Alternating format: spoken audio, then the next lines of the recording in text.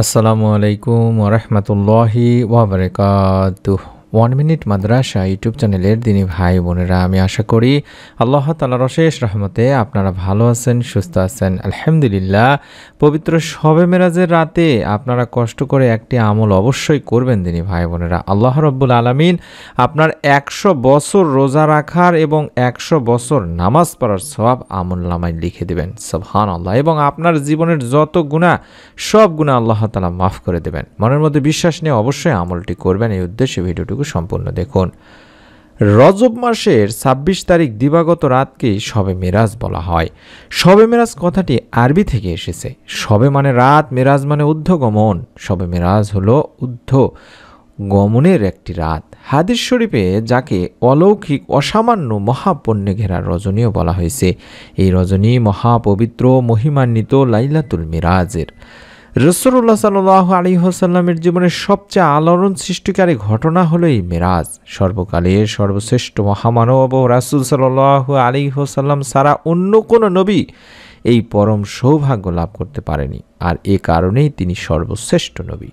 শবে মেরাজের রাতে আমাদের প্রিয় নবী হযরত মুহাম্মদ সাল্লাল্লাহু আলাইহি ওয়াসাল্লাম জিবরাইল আলাইহিস সালামের সঙ্গে পবিত্র কাবা হতে ভূমধ্য সাগরের পূর্ব তীর ফিলিস্তিনে অবস্থিত পবিত্র বাইতুল মুকাদ্দাস হয়ে সপ্তম আকাশের উপর সিদরাতুল মুনতাহা হয়ে ৭০,০০০ নূরের পর্দা পেরিয়ে আরশে আজিমে মহান আল্লাহ তাআলার দিদার লাভ করেন এবং আমাদের জন্য ৫ ওয়াক্ত নামাজের হুকুম নিয়ে দুনিয়াতে প্রত্যাবর্তন করেন। তিনি অবলোকন করেন সৃষ্টি জগতের সমস্ত কিছুর অপার রহস্য। উম্মে সালামা রাদিয়াল্লাহু তাআলা আনহা বলেন, নবী করিম সাল্লাল্লাহু আলাইহি ওয়াসাল্লাম রমজান মাস ছাড়া সবচেয়ে বেশি রোজা পালন করতেন এই শাবান মাসের পরেই রজব মাসে। হযরত আয়েশা সিদ্দিকা রাদিয়াল্লাহু তাআলা আনহা বলেন, যখন রজব মাস আসতো তা আমরা নবী করিম সাল্লাল্লাহু আলাইহি সাল্লামের আমলের আধিক্য দেখে বুঝতে পারতাম। কোনো কোনো বর্ণনায় পাওয়া যায় নবী করিম সাল্লাল্লাহু আলাইহি ওয়াসাল্লাম রজব মাসে 10টি রোজা রাখতেন, শাবান মাসে 20টি এবং রমজান মাসে 30টি পর্যন্ত রোজা রাখতেন। রাসূল সাল্লাল্লাহু আলাইহি ওয়াসাল্লাম বলেছেন, রজব হলো আল্লাহর মাস, শাবান হলো আমার নবীজির মাস এবং রমজান হলো আমার উম্মতের মাস। তিরমিজি শরীফের একটি হাদিস। যে ব্যক্তি রজব মাসে ইবাদত দ্বারা ক্ষেত চাষ দিল না এবং শাবান মাসে ইবাদতের মাধ্যমে ক্ষেত আগাছা মুক্ত করল না, সে রমজান মাসে ইবাদতের ফসল তুলতে পারবে না। তাই আমাদের এই রজব ও শাবান মাস থেকেই বেশি বেশি করে ইবাদতে মনোনিবেশ করতে হবে। বেশি বেশি করে আমরা নফল রোজা রাখার চেষ্টা করব। বিশেষ করে প্রতি সোমবার, বৃহস্পতিবার, শুক্রবার এবং মাসের ১, ১০, ১৩, ১৪, ১৫ এবং ২০, ২৯, ৩০ তারিখ এইগুলোতে বেশি বেশি রোজা রাখার চেষ্টা করব। অধিক হারে নফল নামাজ পড়ব। বিশেষ করে তাহাজ্জুদের নামাজ, ইশরাকের নামাজ, চাশতুদ্দোহার নামাজ, জাওয়ালের নামাজ, আওয়াবিনের নামাজ, তাইয়াতুল ওজুর নামাজ এবং দুখুলুল মসজিদ ইত্যাদি আমরা আদায় বেশি বেশি করার চেষ্টা করব। আমরা কম বেশি সকলেই জানি, হয়তোবা আমার দিনী ভাই বোনদের জন্য আমি সহজ করে বলে দিচ্ছি, আগামী ২৭শে জানুয়ারি, ইংরেজি ২৭শে জানুয়ারি দিবাগত রাতেই পবিত্র শবে মেরাজ পালিত হবে ইনশাআল্লাহ।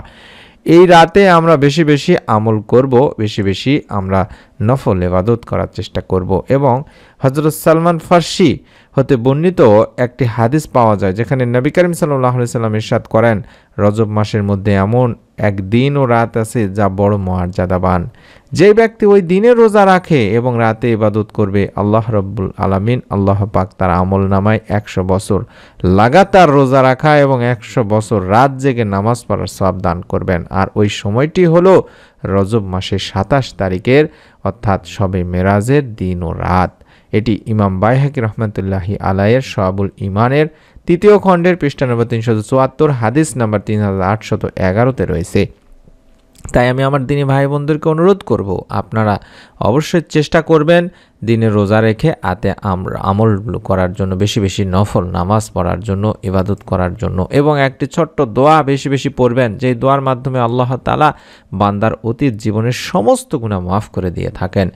রব্বি ইন্নী যালামতু নাফসি ফাগফিরলি, এটি কম করে হলেও একবার হলেও পড়ার চেষ্টা করবেন, তবে বেশি বেশি পড়বেন। এই দোয়াটিতে আমরা বলছি, হে আমার রব, নিশ্চয়ই আমি আমার নফসের প্রতি জুলুম করেছি, সুতরাং আপনি আমাকে ক্ষমা করে দিন। এই আমলগুলো করুন, আল্লাহ তাআলা ইনশাআল্লাহ তাআলা আপনাকেও নিরাশ করবেন না। আপনার পবিত্র এই শবে মেরাজের আমলের ওসিলায় আল্লাহ তাআলা আপনাকে মাফ করে দেবেন। আপনার আমল নামায় 100 বছর রোজা রাখা, 100 বছর নামাজ, নফল নামাজ আদায় করার সওয়াব দান করবেন, আপনার গুনাহ মাফ করে দেবেন। মনের মধ্যে বিশ্বাস নিয়ে অবশ্যই আমলটি করবেন, তার জন্য অবশ্যই নিয়ত করে ফেলুন। ভিডিওটিতে লাইক দিয়ে কমেন্ট সেকশনে আমিন লিখে দেওয়ার মাধ্যমে, এবং আপনার নিকট আত্মীয়স্বজন যারা আছে তারা জানে না এই আমলটি সম্পর্কে, তাদেরকে আমলটি জানিয়ে দিন, তারাও যেন আমলটি করতে পারেন। এরকম সবার আগে তথ্যগুলো পাওয়ার জন্য এবং সবার আগে নতুন ভিডিও পাওয়ার জন্য চ্যানেলটি সাবস্ক্রাইব করে বেল বাটনটি অন করে রাখতে ভুলবেন না। সকলে ভালো থাকুন, সুস্থ থাকুন। আসসালামু আলাইকুম ওয়া রাহমাতুল্লাহি ওয়া বারাকাতুহু।